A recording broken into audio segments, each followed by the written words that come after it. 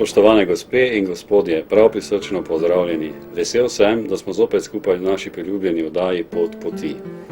Danes bo oddaja govorila o jogi. O jogi večinoma od nas ve zelo malo. Le zakaj je joga zavita v to tančico skrivnosti? Z nami je priznani inštruktor joge, gospod Alojz Ruhitelj, ki prihaja iz Prekmurja, tam, kjer so doma prijazni, prisrčni ljudje. Toplo pozdravljeni, gospod Alojz, v našem studiu. Enako lepo pozdravljeni vi in vsi vaši gledalci in gledalke studija. Želim cenjenim gledalcem, da prenesemo skupaj v vaše domove čim več pozitivne energije, ljubezni, miru, harmonije. Posedite se v fotelje, podobno se namestite, nama dvema je sedaj prijetno. Upam in želimo, da bo tudi vam. Kako ste potovali? Je bila gužva na cesti, gneča? Hvala, potovanje je bilo kljub nekaj gneče, dokaj, bom rekel, umirjeno vendarle, ker je odvisno od človeka, kako se naravnane. Glavno je in lepo je, da ste z nami. Gospod Lojze, prihajate iz Murske Sobote. Prosim vas, če našim cenjenim gledalcem predstavite to prekmursko mesto.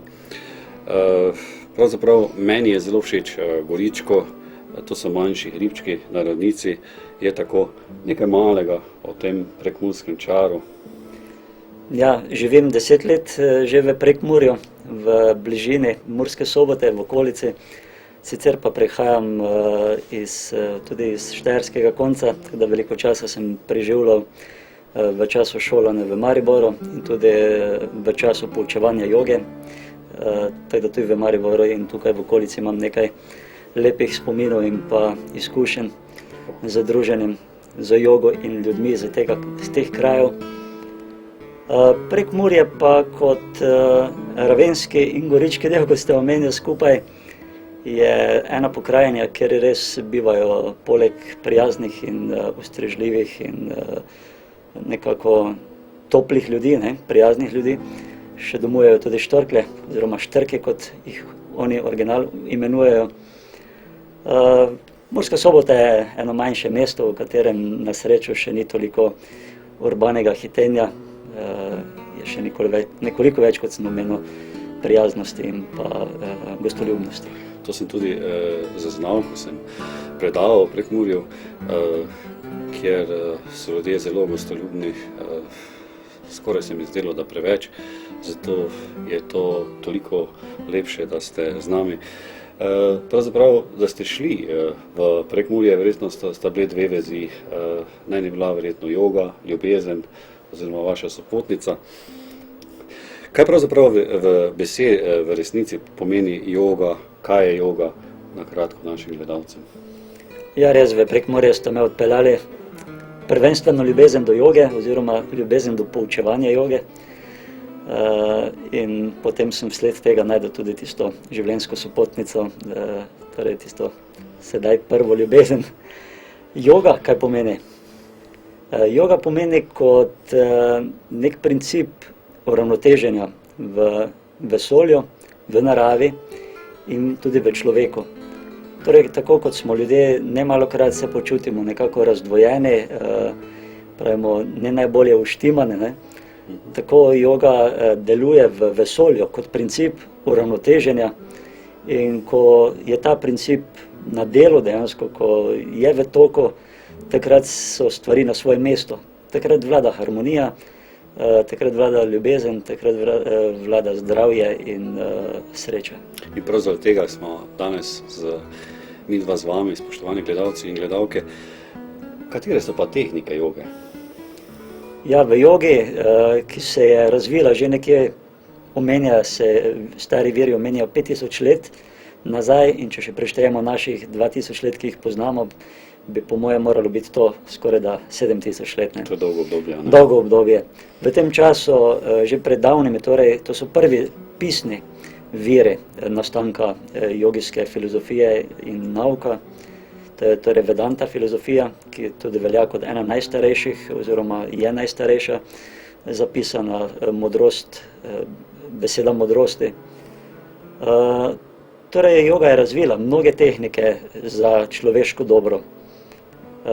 Predvsem so se jogi in riši spraševali, kdo sem jaz, kaj je smisel in pomen mojega življenja, kako naj živim zdravo, brez inštrumentov, brez nekih poživil, brez zdravil, torej kako si naj pomagam z naravnimi metodami, svojim telesom, svojim umom, čustvi, skratka s tem, kar razpolagam. Zato lahko za jogo rečemo, da to je prva in najstarejša zdravilska metoda, naravno zdravilska metoda.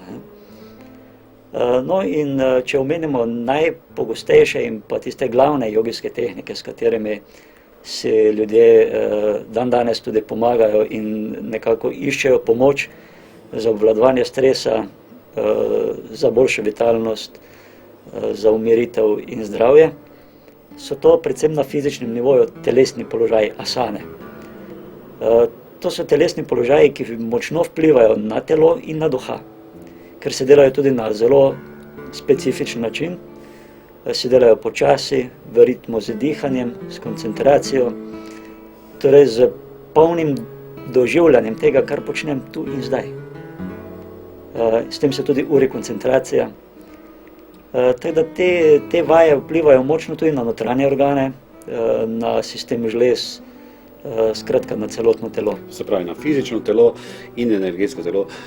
Moram še gledalcem povedati, da gospod Lojze je v resnici starejši kot zgleda. To se pravi, je le joga tista, ki je pripeljala k izgledu na fizičnem in tudi duhovnem nivoju.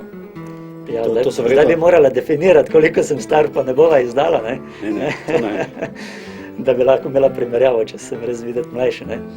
Ampak hvala za kompliment in upam, da je tako.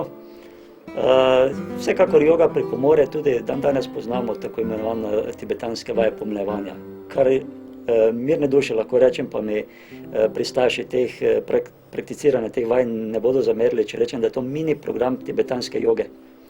Ker tu so joge, kot so, oziroma joga asane, kot so planina, pa kobra, pa določeni ti položaji, ki imajo dejansko učinkovanje na pomladitev telesa. Ljudje, ki se s tem ukvarjajo, prav vidno opaziš, da so enostavno mlajši, oziroma da so po 10 letih še enakega izgleda, celo še boljšega. Še boljše, ne? In to je zelo prijetno opazovanje. Opažam, da imate veliko znanja. Me pa še zanima, je možno, da človek tudi z jogo, če jo začne delati po svoje, to se pravi fanatično, lahko zaide v težave? Ja, človek za vsako stvar, če uporabimo besedo fanatizem, ne? To se pravi, če ni zmerno, ne? Ja, če ni zmerno, če že upoštevava osnovno, kar sva rekla v jogi, da je to ravnotežje. Zato je rečeno že v prvih jogijskih navedbah, da jogi ni tisti, ki preveč je, pa tisti, ki premalo je. Tisti, ki preveč spi in tisti, ki premalo spi. Tisti, ki preveč dela in ki nič ne dela. Se pravi, mora človek imeti neko zmernost, ravnovesje. In enako je v vadbi joge, če vadimo zmerno, če vadimo po navodilih nekoga, ki je to že izkusil, ker tu so na vse zadnje, nismo omenila toliko psihičnih in pa dihalno-energijskih tehnik pranajame. To so vaje, ki zelo močno vplivajo na našo psiho, na naš na stanje zavesti.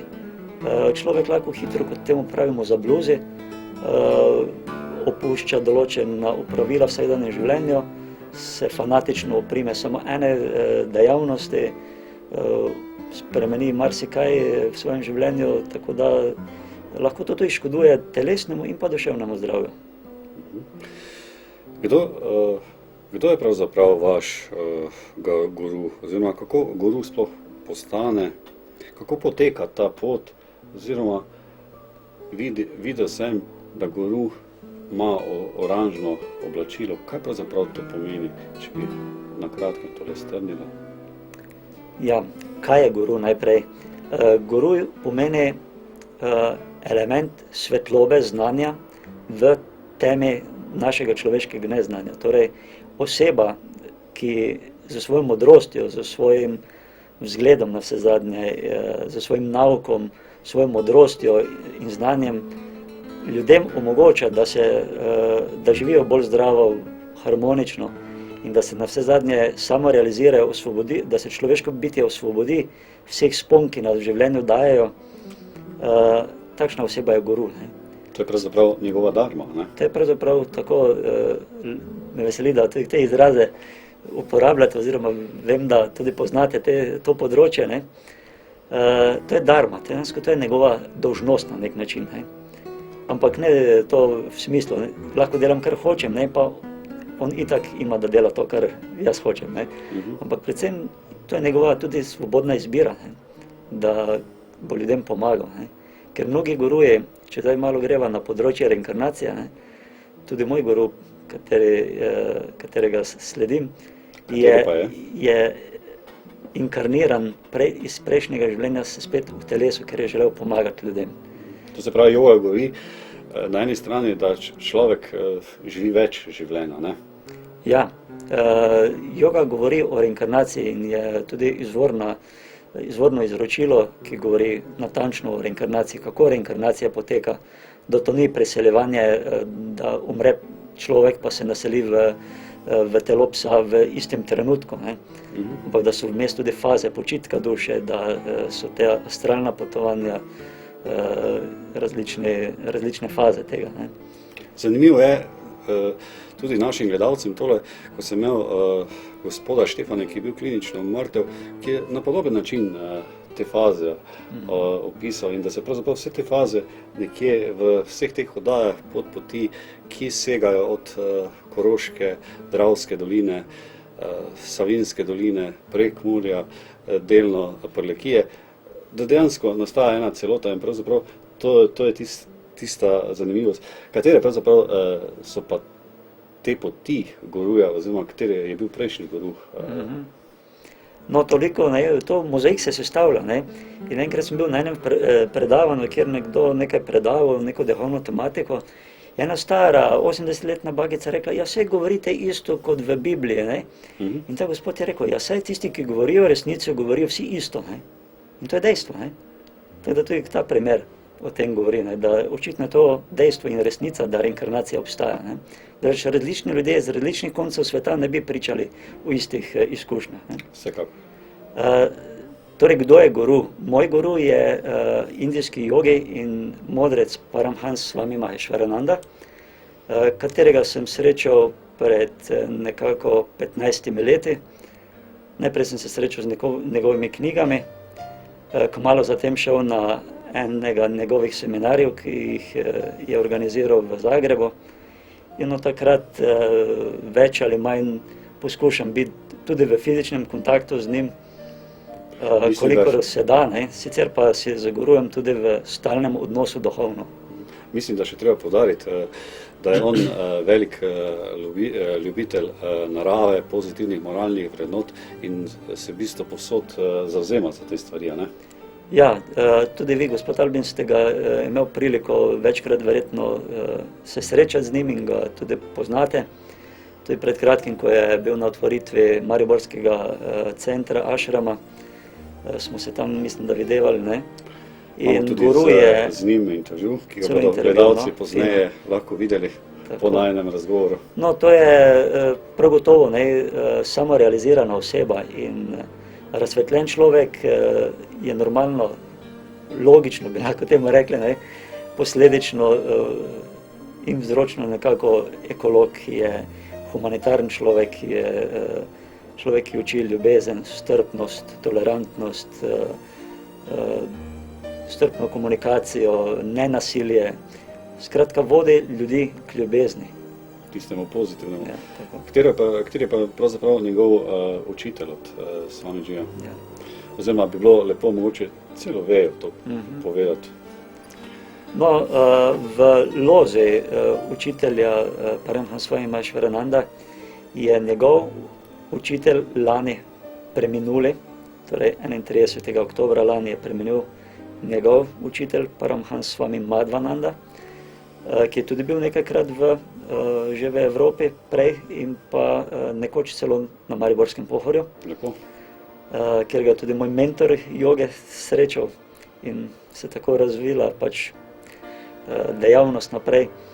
Potem Swami Madhvananda, torej guru tega guruja, če gremo nazaj, korak nazaj, je bil Paramhans Swami oziroma Sridip Narayan Mahaprabhuji. torej inkarnacija, božanska inkarnacija, za katerega tisti, ki še ga, torej živijo, tisti, ki so ga v živo poznali, pravijo, da bil utelešenje dejansko božanske svetlobe z vsemi močmi in sposobnostmi, kot je to bil Jezus. Že to mislim, da veliko pove, da je živel 135 let. In potem njegov učitelj še spet nazaj Srideva Poridži, ne? In še nazaj bi lahko šli Sri Alak Poridži, za katerega se smatra, da je se samo od časa do časa pojavilo kot v fizičnem telesu. Ne? Tako da je to zelo močna veja identična integralnega izročila joge. Moram poudariti, da ste zelo priznani inštruktor joge in da pravzaprav, ko sem se srečal z vašimi vadbeniki, so delovali zelo umirjeno, disciplinirano, sproščeno, kar me na eni strani tudi presenetilo. To je pravzaprav dejansko drži, da na eni strani vzori vlečejo, ne? Ja, nekako tako, ne? Ljudje smo pač bitja, ki se učimo med ostalim zelo močno z vzorom, zato je rečeno, ne, da besede mikajo, vzore vlečejo, ne? In jaz smatram, da se to prenaša na učence oziroma vadbenike. Takrat, ko ste vi pač predavali tematiko o kristalih pri nas v Moravskih Toplicah, je bila ena zelo lepa atmosfera, ne? In jaz jo pripisujem tudi vam. Ne? Ja, hvala. Tudi vi imate eno takšne energije in mislim, da to vaši gledalci zdaj že da so opazili, da ste tudi vi zdravilec in pa duhovno usmerjen človek. Ne? Ja, gledajte, kako pravzaprav človek postane na eni strani inštruktor joge. Verjetno je en postopek, če bi ga na kratko omenil, verjetno bil za naše gledalce zelo zanimiv. Ja, danes bi marsikdo želel postati inštruktor joge in vsakdo lahko postane inštruktor joge. Tako pod narekovaj, lahko se loti, ne? Tako kot se lahko vsakdo loti, ne vem, šprinta na 100 metrov, samo je vprašanje, če bo prišel na olimpijado, ne? To je pa potem čistita naravna selekcija, ko ljudje ugotovimo, ali smo za to, ne? Mimogrede, ko ljudje vprašajo, kdo lahko vadi jogo, ne? Oziroma, če je joga za vse, ne? Joga je za vse, je pa vprašanje, če smo mi vsi ljudje različnih karakterov za jogo, ne? Tako da nekateri potem pač prehitro odnehajo. No, inštruktor joge pa postaneš nekoliko drugače kot inštruktor mogoče aerobike, fitnesa in podobnih stvari, ki tudi zelo pomagajo zdravju in dobremu počutju in so priporočljive. Vendar je tu treba še dodati veliko tega psihičnega, energijskega in duhovnega znanja.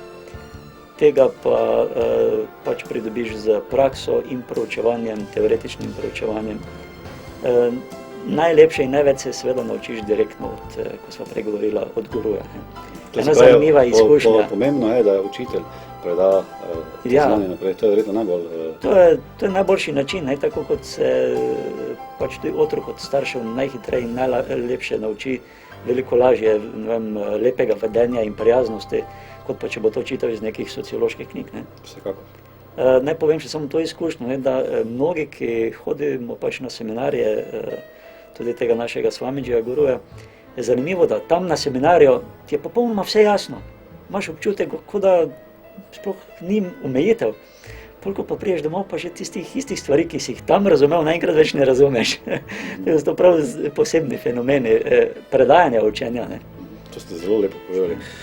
Meni, da bi še bilo dobro se tudi dotakniti, kaj pravzaprav pomeni beseda karma.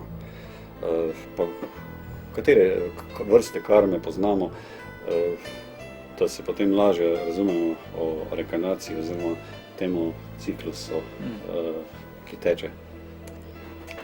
Ja, o karmi bi lahko tako rekla, kot morda prej o jogi, ne. Joga je ena, ampak so različne, bom rekel, veje ali poti ali pa šole, ne. Tako to jaz osebno smatram, da karma, zakon karme, princip karme v vesolju je eden, ne. Je pa res, da mi ljudje, kot individuum, imamo pač različni paket te karme v svojem življenju. Predvsem mislim, naprimer, na Bhakti jogo, karme jogo. Tu na poti. Ja. To se misli. Ne toliko na princip se pravi, karme kot takšen. To verjetno drži, da človek kar seje, potem tudi žanje in da človek mora biti tisti kvas, ki prekvasi tisto pozitivno dobro. Ne? Tako je. Te 4 poti joge, smeri joge so karma joga, kot smo ravno zdaj že pri tem izrazu, kar pomeni pozitivno delovanje, torej nesebično pozitivno delovanje. Ker mi lahko nekaj delamo pozitivno, pa vse dobro, nas ven gleda dobro, ampak imamo v zadnji neko računico. Ne? Tisto pa ne velja, ne? To ni karma joga, ne? Karma joga je, če jaz rečem, evo, to ti podarjam in se od tega odvežem. To se pravi, mora biti tisto iz srca, ne? Čisto iz srca, ne vezano na tisto dejanje, ne? Tisto, kar daš, ne, da potem pravijo Prekmurci štenkaš, ne? Mečeš pod nos, ne? Ali pa da imaš nekaj v zadnji, da si nezadovoljen, ker nisi bil za to, ne vem, nagrajen, poplačan, povišan ali karkoli, ne? Tako da v vsakem delu, ne samo v jogi, je ogromno karma joge. Tu moram povedati, da imam pač to priložnost, kako osebno razumem karma jogo. Jaz smatram, da čisto vsak človek opravlja znotraj svojega poklica ogromno karma joge. Kajti nemogoče je, da bi človek bil v denarju plačan za vse, kar naredi z dobro voljo. To je res, ja. Ker človek dela svoj poklic, opravlja svoje delo, poleg pa pridejo stvari, za katere nikoli ni plačan, pa jih kljub temu stori, pa jih zelo rad stori, pa se nikoli niti ne spomni, da jih je naredil. To je karma joga. To je karma joga za me. To zelo lepo ste to povedali pa razložili. Tako da mislim, da so tudi naši gledalci marsikdo karma joge. Ker ni nujno namreč, da se človek ukvarja z jogo, da bi bil v svojem duhu, v svoji notranjosti, da bi bil jogi. Je seveda dobro, če uporablja te metode in te tehnike, ni pa nujno, da je to prav to, ta pristop. Potem bi bila bhakti joga? Dala bova jo na koncu, ker je, bom rekel, višnica na smetane v jogi, ne? Če lahko uporabim ta malo, mogoče ne domači izraz, ne? Ker cilj je ljubezen, ne? Cilj je praktično bhakti, predanost. Potem bi jaz izpostavil džnana jogo, tale teoretični, filozofski, mentalni pristop raziskovanja modrosti.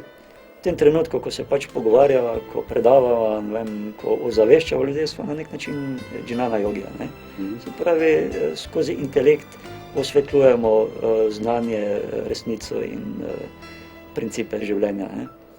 S tem se verjetno vi tudi strinjate, da je pravzaprav naša zemlja tudi mentalno onesnažena in naše misli, da moramo tudi za planet Zemljo nekaj narediti, to je samo toliko mestno zraven za gledalce, ne? Ja, se joga je zelo, bom rekel, usmerjena v ekologijo, v čistost, ne? In dejansko ljudje nismo samo telesno onesnaženi zaradi nepravilne prehrane, stresa in neprimernega načina življenja. Celo se zdaj, na primer, za rak, ki je najbolj razširjena bolezen, trenutno smatra, da je to bolezen onesnaženja organizma, čustev in uma. In v zdravilstvu vemo, ne, da bolezen nastane najprej zaradi onesnaženja naših misli. Torej negativni misli, strahovi, dvome, pritiske, ki potem pridejo preko čustev na energije in naposled na telo. No, potem imamo še tukaj raja jogo. Raja joga je prav ta, kar mislim, da ljudje najbolj poznajo tu pri nas na zahodu, tale hatha joga, ne? Sprej tehnike, asane, pranajama, meditacija, sproščanja, razni, torej trening. To je za ljudi, ki želijo z lastno vadbo nekaj narediti na sebi in z lastnim trudom doprinesti k osebni in duhovni rasti, ne? In nazadnje, kot ste omenili bhakti jogo, postavil sem na konec zaradi tega, ker je začetek in je konec. Če ne delamo tehnik joge z ljubeznijo, potem ne bo pravega rezultata, ne? In istočasno je treba delati, kot je rečeno v Bibliji, moli in delaj, ne? Eno in drugo. Zato je treba delati stvari z ljubeznijo, s predanostjo in bhakti tudi pomeni to predanost svoji poti, samemu sebi, svojim principom, poti, bom rekel, tudi učitelja, zaupanja, predanosti višjim principom, Bogu in tako naprej, ne? Ja, lepo. Potem bi se še dotaknila meditacije, bi nekaj dejali, kar pravzaprav meditacija je, pa verjetno meditacija mora potekati na pozitivnih točkah, oziroma dostikrat se zgodi, da mislimo, zdaj pa meditiramo, zapremo oči, pa se bo vse uredilo, verjetno ni tako, ne? Jaz se spomnim enega lepega primera, mislim, da ga je izrekel naš guru Swamiji, ko je nekdo vprašal, kaj je bolj pomembno, pomagati ljudem ali moliti. Ker so včasih ljudje razdvojeni v času vojne, naprimer niso vedeli, ali se naj povlečejo ali naj pomagajo ljudem. Ne? In je rekel, zamislite si, da meditirate, da molite in da v tistem trenutku ste v najglobi predanosti, ljubezni, pred oltarjem, kakorkoli, in zaslišite klic na pomoč zunaj. Kaj boste naredili? Človek instinktivno gre pomagati. Pusti molitev, se pravi, je pomoč, karma yoga, celo pred molitve in meditacijo. Na vse zadnje moramo vedeti, da so to vendarle samo tehnike, skozi katere mi rastemo in se razvijamo. Ne? In niso same sebi namen, da bi ljudje, ne vem, jaz nekoč imel malo daljše lase pa brado in tako malo bolj jogijske sem gledal kot danes, ne? Da ni namen ta, da se zapustiš, da si kot hipi in da se čist oddališ od vsakdanjega življenja, ampak da živiš svoje življenje in istočasno vnašaš kvaliteto modrosti, ljubezni, harmonije, zdravja in vsega tega, da svoje življenje kolikor pač zmoreš. Ne? Verjetno v meditaciji se gre predvsem to, da spoznaš sebe, kdo si, kaj je smisel življenja, oziroma da spoznaš tisto slabo, kaj delaš, pa da poskušaš tisto dobro narediti. To se pravi, gre za bistvo, lahko bi rekli, za duhovno, energetsko rast. Ja, vse meditacija, kot sem omenil, je po eni strani tehnika, dejansko je pa meditacija, z besedo meditacija označujemo stanje zavesti. Torej stanje zavesti, ker ljudje rečejo, aha, miži, drema, spi. Ampak meditacija ni zožano stanje zavesti, kot je na primer spanje, ko se ne zavedamo, ampak je zvišano, razširjeno stanje zavesti. Bi lahko dejali, da je to pol snu? Meditacija, ne, dejansko v meditaciji si v popolni budnosti. Celo se zavedaš tega, da se zavedaš, da se zavedaš. To je že v tem stanju zavesti težko razumeti. Ne? Predvsem za tiste gledalce, ki še ne vedo, kako meditacija poteka, bi mogoče 2-3 besede, to se pravi, vtihnemo, zapremo oči. Jaz se raje ne bi dajal navodil, ker ne vem, kdo je pred televizijskimi zasloni in da ne bo tega prakticiral napačno. Jaz bi vendarle, ker je meditacija naprednejša tehnika, duhovno-mentalna tehnika, je dobro, da se ljudje naučijo iz praktičnega vodstva, pa da si vzamejo za to čas.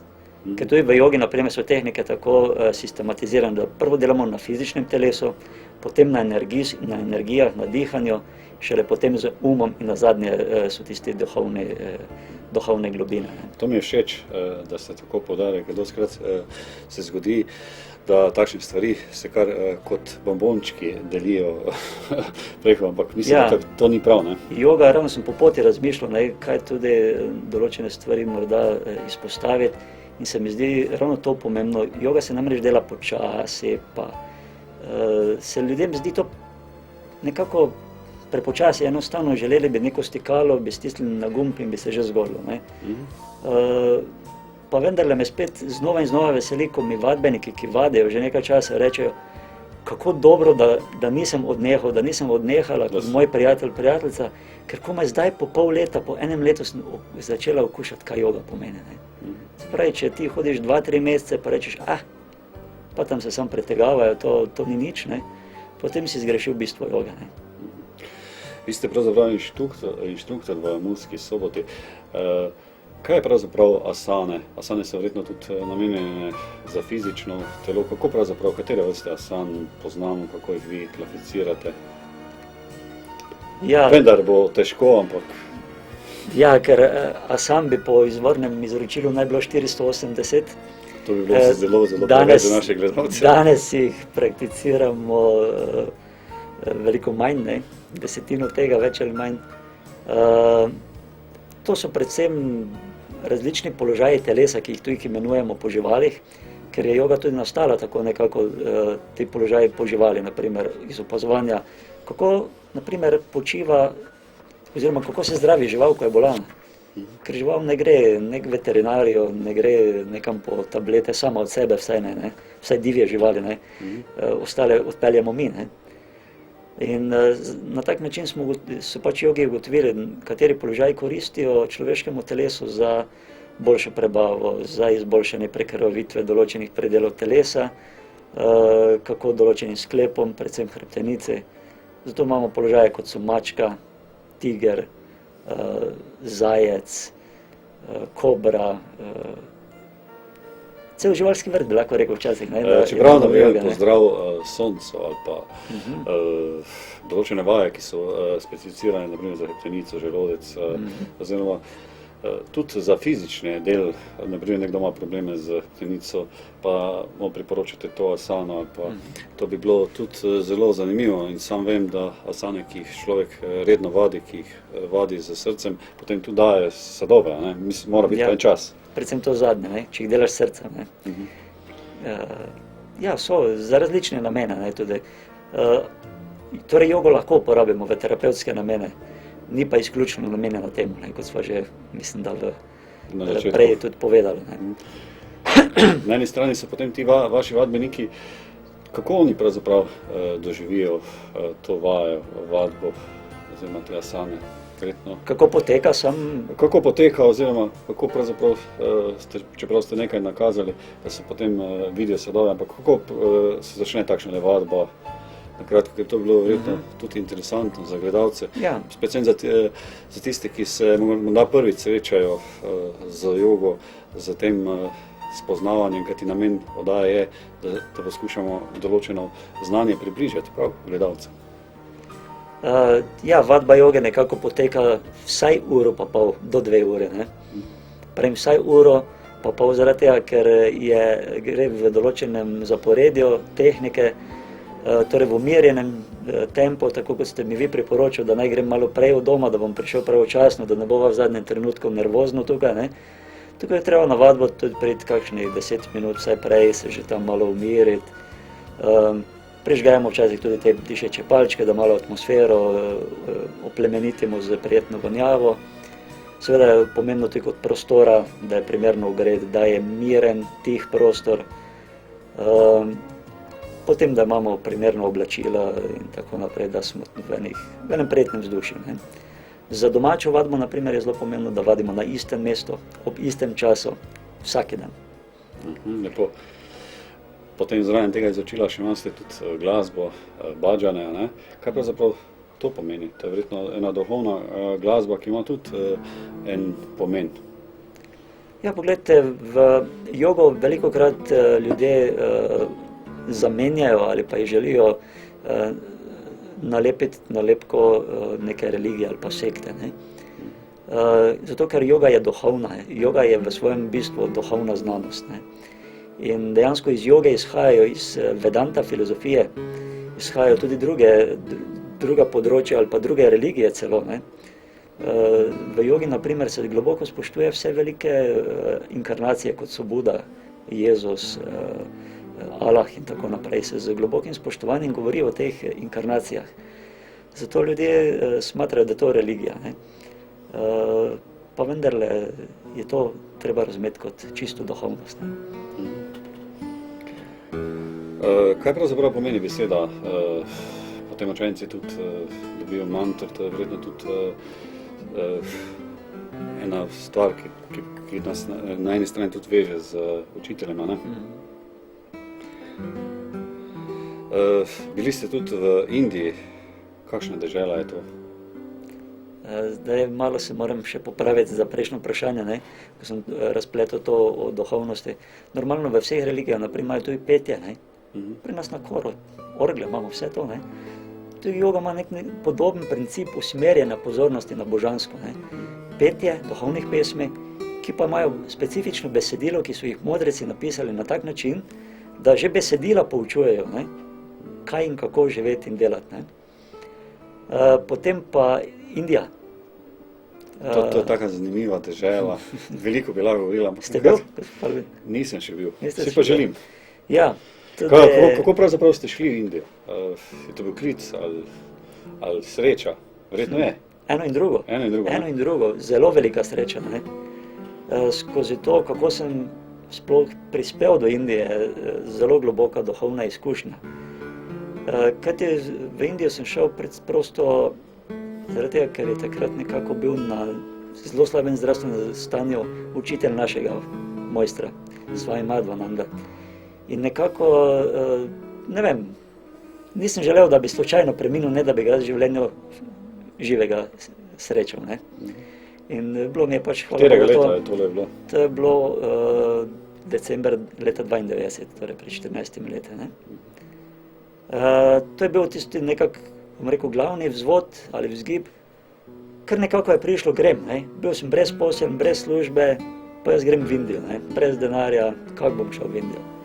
In pol se kar naenkrat najdlo delo, celo v Avstriji sem nekako, mi je prijatelj zrihtal na delo, sem dovolj zaslužil, oče mi je podaril en stari avto, katerega sem na koncu v zadnjem hipu prodal, tako da sem najnujnejše pokrpo vložil v Indijo in sem bil tam, ne. To ste šli z vlakom ali Z avionom, z avionom? hvala Bogu z avionom, prijetna, varna vožnja relativno, ne. To je kratka, udobna. In Indija je pač res pisana dežela po kulturnih, duhovnih izročilih, po narodnostih, jezikih, po marsičem. Mi je res, da smo bili to na duhovni, torej jogijski ekskurziji, prav po teh ašramih, centrih joge, tako da nismo imeli priložnosti kaj posebej spoznati mest in pa tistega kulturnega dela Indije. Bili smo v severno-zahodnem delu Rajasthan, v puščavi, dejansko v puščavi, tam, kjer je naš ašram, kjer je naš center, svetovni center, je tudi puščava dejansko, ne. Je zanimivo, ne, prav zanimivo, čisto neko drugo vzdušje. Kako izgleda pravzaprav ašram? To je verjetno svet prostor. Ja, lahko bi tudi rekli, je to svetišče, ne. Ampak predvsem pomeni ašram dobrodošel nekaj delati, se razvijati sam na sebi, ne. Torej prostor oziroma mesto, kjer imaš pogoje in možnost, da se razvijaš in delaš ali jogijske tehnike ali karkoli pač v smislu duhovnega, osebnostnega razvoja. In tam, kjer si lahko to, kar si, ne. Pri nas na zahodu je problem ta, ne, ker ti lahko v nekem določenem obdobju, ko čistiš neke negativne emocije ali pa negativno karmo, kot bi temu rekli, se lahko zdiš malo zamaknjen, malo odmaknjen, malo čuden. In tu pri nas te kaj malo v Ormož ali pa tukaj bliže na Pohorje strpajo, ne. Pa je lahko to čisto normalen pojav, ne. V ašramu pa imaš možnost, da si to, kar si, tudi z občasnimi, bom rekel, trenutnimi zamiki, ne. Ker to za jogo ali pa ne vem, za duhovnost ni nič nenavadnega ali pa narobe, ne. Če imaš ti pač v nekem obdobju malo bolj introvertno stanje ali pa mogoče, kot temu pravimo, božanski norček, da plešeš po ulici in skačeš in kričiš, ne. Pomembno, da ti to izživiš, da daš ven in se spet vrneš. Kako pravzaprav izgledajo Indijci? Oziroma, so to posebni ljudje, ne? Za Evropejce verjetno. Ja, če bi jih tako pogledali, mi vemo, da Romi izhajajo iz Indije, ne. Tam pri nas v Prekmurju je veliko Romov in ko jaz o tem govorim, da izhajajo iz Indije, so oni zelo ponosni na to na nek način, nekatere, ne. No, istočasno povem, da se tudi v Prekmurju zelo dobro razumemo z temi ljudmi tam in to je za pozdraviti. To je za pozdraviti, to je tudi, ampak dobro, pustiva to, ne. Torej jaz sem imel pričakovanja oziroma eno tako sliko Indije, da je to sveta dežela. In ko sem prispel tja, sem ta prvo asociacijo tam v eni vasici dobil, ker je res relativno umazano, pa smetišča sred mesta, tam nekaj pa krave hodijo in tako naprej. Pa se rečem, kaj, a zdaj smo pa med cigani ali kaj, ne, tisto sam pri sebi. Ampak kasneje sem ugotovil nekaj, en nauk sem se naučil, ne, da morda zahodnjaki Indijce gledamo, seveda, ker so črni, tudi bolj temnopolti in tako, jih morda v nekim kančkom vendarle sem pogledal tako nečeš, da so umazani, ne. Pa kasneje sem se spomnil nečesa, kako zelo so pa pri nas na zahodu ljudje umazani v duši. To pa lahko rečem za Indijce, da so pa znotraj pa res čisti in pa duhovno usmerjeni, res sveta dežela, ne. Nažalost se pa marsikaj tudi dan danes še tam spreminja, ta globalizacija prodira in tudi oni imajo že po 10 televizij in ne vejo, kateri, oziroma 10 programov na televiziji, ne vejo, katerega bi gledali. Ne. Se pravi, televizija, Računalniki, mobiteli, vse, ne, in se to je veliko težišče na vse zadnje, če pogledamo z ekonomske plati. Ne. In normalno, da Zahod plasira ta svoje dobre in nedobre stvari. Ne. so pa verjetno meditacije v takem ašramu nekaj posebnega. To pa sigurno, ne. Ker tam je že energija. Ne. Prvič je to, tako kot so pri nas, na primer, cerkve na posvečenih mestih, so tudi ašrami na posebnih energijskih mestih. Najbolj močno energijsko pa pravzaprav to, ker so v njih zmeraj živeli svetniki, torej guruji. In to je tista glavna, najmočnejša živa energija. In v nekaterih ašramih, naprimer od Mahaprabhujija v ašramu, jaz tam nisem zdržal več kot 15 minut, ker sem mislil, da me bo preprosto razneslo. Moral sem iti ven, pa sem bil, ne vem, tisto se zelo odprl, pa vse, ampak enostavno, bom rekel, moja posodica je bila v 15 minutah prepolna, moral sem iti ven, pa potem spet malo, tako da so zelo močne energije, ki jih v nekem trenutku, vsaj jaz sem osebno tako doživljal, v tistem trenutku. Potem pa so tudi satsangi. Kaj pravzaprav ta beseda pomeni? Je to, ko se jogi izberejo molitev, ali kako bi to, ali mogoče narobe interpretiram? Drage gledalke in gledalci, lahko se zahvalite, da bo ta oddaja, če bo dobra, samo zaradi tega, ker je vodja zelo dobro poučen v stvarih, o katerih se pogovarjamo. Ne? Satsang pomeni druženje z resnico. Sat pomeni resnica, sang pomeni biti z. Tudi za to oddajo, nekako spontano v tem trenutku zaznam, da je satsang. Ne? Ker ravno, če se že dva srečata, ne, pa se pogovarjate o pozitivnih stvarih, je to torej o resnici, o čistosti, o pozitivnosti, je to satsang. Ne. Če pa bi mi dva sedaj ogovarjala tam nekoga, ne, pa seveda ne bi to delala pred kamerami, prav gotovo, da ne, če že, ne, pa se tega izogibamo, kolikor se le da, ne, to bi pa bil košank, ne, to pa je, kot bi včasih mi pravimo, črna magija celo, ne. Pa diskoteke, pa te stvari, ki niso dobre. Ko ljudje, torej negativna druženja, ker se dela disharmonija, ko se dela destrukcija osebnosti, doživeti in tudi posledično družbe kot takšne. Ne. Zato satsang, yoga, druženje, pozitivna druženja, kjerkoli, naj si bodo ekološka, razni forume ali pa shode v smislu nenasilnega opozarjanja na ekološke in družbene, socialne težave, je zmeraj satsang in nekaj, kar družbo spet integrira, jo postavlja spet v celovitost, v harmonijo. Ne. No in satsang je eden tak, zgleda morda celo kot obred, ker se postavi tudi oltarček, pa sveča, ni nujno, ne, lahko je tudi brez. Pomembno je ta vsebina, ne, ker se podaja to znanje, ali se nekaj prečita, ali se pogleda kakšen video, ali nekaj podobnega. Skratka, usmeri se naš naša zavest nekaj plemenitega, duhovnega, božanskega. Velikokrat gledalce v tem studiu vprašam, oziroma goste vprašam, gledalci to izvedo, a se vi strinjate s tole besedo, da človek živi, da umre? Ja, bil sem pred kratkim na pogrebu in tudi tam je spet bilo izpostavljeno to, da zrno ne vzklije, ako ne umrje. Ne?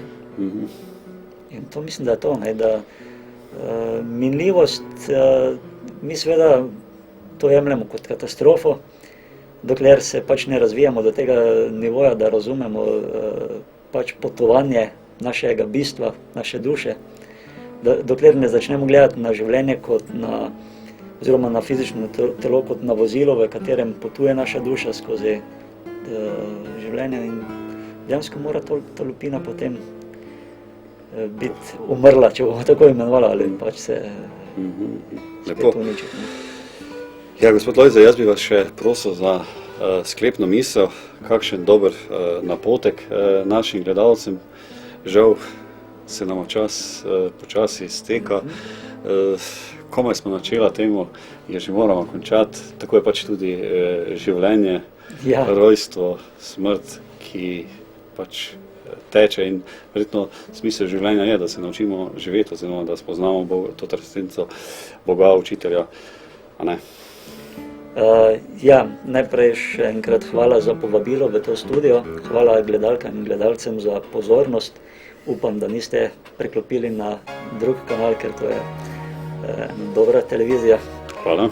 Ker če so takšni programi, pol smatram, ne zaradi tega, ker se jaz ukvarjam s tem, ampak ker to ljudje, družba in človeštvo potrebuje takšne stvari. Jaz bi gledalkam, gledalcem in vsem nasplošno želel, da naj prisluhnejo sebi. Naj ljudje ne hitijo samo za tistim, kar jim zunanji svet ponuja. Ker mi smo naučeni tako, da iščemo srečo izven sebe, okrog nas se bleščijo žarometi, novi avtomobili, lepi partnerji, oblačila in ne vem kaj vse. Ampak zmeraj na koncu ugotovimo, da nas to nekako notranje ne izpolni. In že to, beseda notranje ne izpolni. Izpolni nas telesno, se navžijamo telesnih in drugih užitkov, dušnega mira in notranjega zadovoljstva pa nam očitno te stvari ne nudijo. Zatorej bi morali poseči po tistem viru, ki nam zagotavlja tudi notranjo izpolnitev. In joga brez dvoma, torej če je preživela ta dolga tisočletja, verjamem, da bo še naprej ne samo izvor, ampak tudi sredstvo inspiracije in usmeritve za notranji duševni mir in srečo človeka. Gospod Lojze, hvala za te čudovite misli. Gospod Alojz pripravlja tudi tečaje joge, predavanja, delavnice. Lahko z njim kontaktirate tudi na telefonsko številko 041 227 824, 041 227 824. Menim, da se bo z veseljem odzval na vsakemu vašemu povabilu, kaj koristnega povedal, kakšen nasvet. Saj smo ga spoznali, da je zelo prijeten gost, zelo družaben. Gospod Lojze, jaz sem vam v svojem imenu, v imenu naših cenjenih gledalcev in v imenu televizije Moj TV, ki še vedno prihaja do vas, spoštovani gledalci srca, najtopleje zahvaljujem za vse te besede, ki ste nam jih povedali, misli, ki so bile zelo globoke, plemenite stvari, ki so stekle preko etra do gledalcev. In verjamem, da se še bomo kdaj srečali na takšnem mestu, za takšne stvari. Iz srca najlepše hvala. Zahvaljujem se vam tudi, da ste bili naš gost. Predvsem pa bi želel se zahvaliti gospodu Lojzeju za to, da je naredil ta korak, da pomaga ljudem oziroma da jih osvešča, da ima to voljo, to željo, te pozitivne vrednote in pravzaprav na eni strani, da tudi je ne samo dober predavatelj, da je tudi dober mož oziroma s tem bi rad povedal, da ga ima ženo, ki je tudi zlata, ampak mislim, da je to tudi tako prav in mislim, da prava tista žena in se v tem tudi za to zahvalil. Hvala lepa za lepe misli, za povabilo in naj bo Moj TV odslej tudi Moj TV. Hvala lepa. Rad bi dodal, da imam takšno izkušnjo, da sem zelo težko navezal stik za jogo v vsakdanjem življenju v Sloveniji. Zato sem se toliko bolj razveselil vašega obiska, gospod Lojze. Z oddajo sem želel odstraniti nekatere predsodke o jogi, delovati povezovalno v slovenskem prostoru, kajti oddaja je namenjena vam, spoštovani gledalci. Če nama je to uspelo, sem zelo vesel. Povabim vas, da si še ogledate intervju z učiteljem gospoda Lojzeta Swamidžijem iz Indije, ki sem ga naredil v Umagu za našo televizijo Moj TV.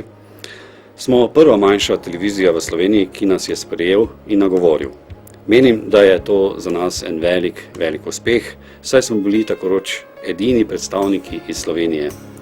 Spoštovane gledalke, spoštovani gledalci, hvala za pozornost in vse dobro na vaši življenjski poti.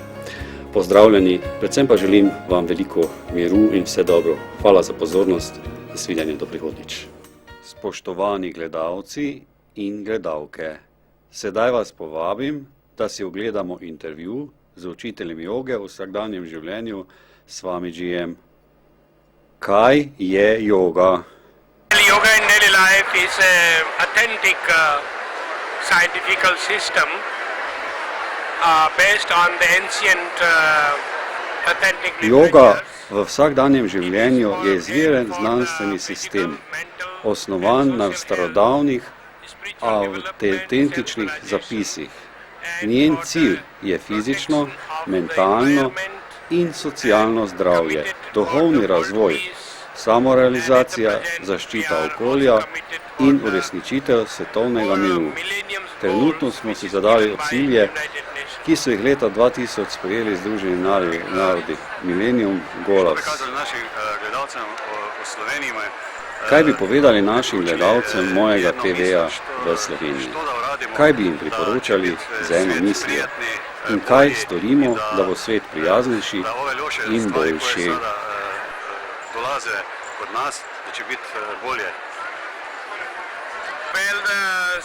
Slovenci so zelo prijetni in prijazni ljudje. Tukaj sem se vedno dobro počutil. Rečeno je, da je človek sam sebi največji prijatelj, lahko pa tudi sovražnik. Če vadite jogo v vsakdanjem življenju in razmišljate, kaj je cilj življenja in kaj je smisel bivanja tukaj v tem svetu, potem vam bo postalo jasno mnogo stvari. Prizadevajte si za ustvarjanje prijetnega okolja in poskušajte pomagati, kolikor je mogoče, glede na vaše lastne sposobnosti. Vadba joga v vsakdanjem življenju vam bo dala več jasnosti in več jasnih vizij v vašem življenju. And try to create as much as you can friendly atmosphere and try to help everyone as much as you can according to your own capacity. Srčno se zahvaljujem Swamijiju za ta intervju. Morda bi nam lahko povedal še nekaj o vejah učiteljev, gurujev, nekaj informativnih besed o Mahaprabhujiju Gurujiju. Učitelja in guruja Mahaprabhujiju Gurujiju, par informativnih riječi. Yes, thank you very much, and I come from the very divine or the spiritual lineage. Hvala lepa. Izhajam iz zelo božanske duhovne linije, ki se začne v visokih gorah Himalaje v Šri Alaknudžijem, ki je zelo velik sidi in živi verjetno že par tisoč let. Redki imajo to srečo, da ga vidijo. Njegov učenec je bil Šiva, avatar Ši Devapurji, ki je imel veliko moč ali velike sposobnosti pomagati ljudem. Njegov naslednik je bil Bhagavan Šri Vid Narayan Mahaprabhuji, ki je imel velike sposobnosti vrniti življenje umrlemu ali pomagati komorkoli slepemu povrniti vid. Mnogo čudežev se je zgodilo, vendar ne da bi želeli pokazati svojo moč, pač pa so se stvari enostavno dogajale v njegovi prisotnosti ali pa so se resničile njegove napovedi. Njegov učitelj je bil moj ljubljeni učitelj, njegova svetlost, Dharmsrand Swami Maharshandi Maharaj, ki nas je nažalost zapustil 31. oktobra lani. Bil je velik učitelj, velik socialni in humanitarni delavec. Imel je veliko duhovno moč in je inspiriral milijone ljudi v Indiji in zunaj nje. Veliko smo se naučili od njega. Bil je mož discipline in spiritualne zavesti. V njegovi prisotnosti so se uresničile vse želje, kljub temu, da ni napovedal prihodnosti.